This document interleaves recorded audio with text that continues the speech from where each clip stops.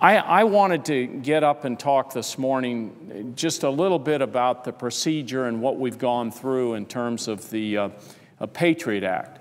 And I'm very discouraged to see the path that we're headed down in terms of the Patriot Act. And I was here in the Congress, as the presiding officer knows, when we voted almost 10 years ago on the Patriot Act. And it was a sad occasion then because it was right after 9/11, and this horrible thing had happened to our country.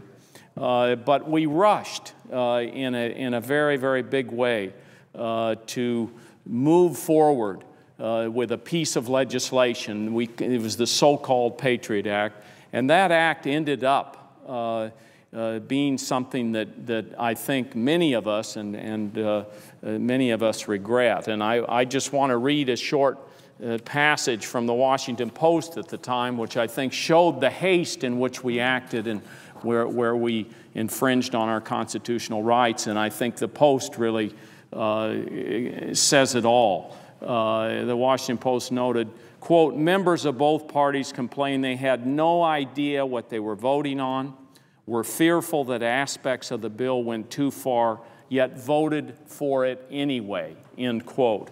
And I can tell you at the time, that's the way it was. We were on the floor.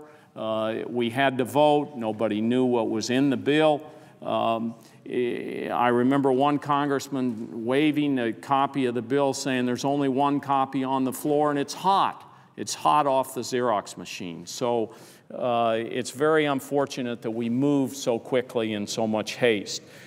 10 years later, almost 10 years later, we haven't had the debate that we need to have on this piece of legislation. The greatest deliberative body has not weighed in with amendments. We have not moved forward in a serious way to try and tackle this piece of legislation that's so important to our country, important to our freedom, important to our liberty.